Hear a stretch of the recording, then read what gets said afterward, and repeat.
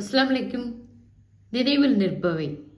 நமது மழலை பருவத்தில் விழிகள் நோக்கும் சுவற்று தேதி அட்டவணையில் ஓவியமாய் காவிய காபாவும் பச்சை பசும் தங்க நிற புனித ரவுலாவின் குபாவும் அதை பார்த்து பார்த்து பரவசித்து அலைந்த நாட்கள் ஏராளம் ஏராளம்.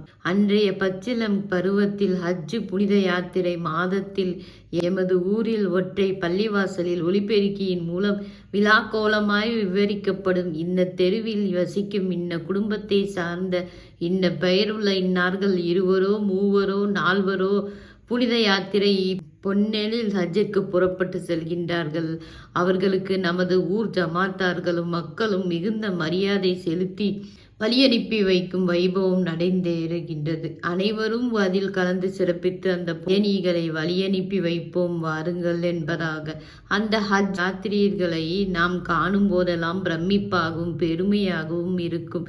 அல்லாஹ்வின் ஆலயத்தை நம் உயிரிலும் உயர்ந்த உத்தம திருநபிகளாரின் உன்னத ரவுலா ஷெரீஃபையும் கண்டுவர செல்லும் நமது ஊர் நாயகர்கள் போல் அவர்கள் மேல் நமக்கு ஒரு மரியாதை மேவி கண்ணியம் பார்வையும் பூக்கும்.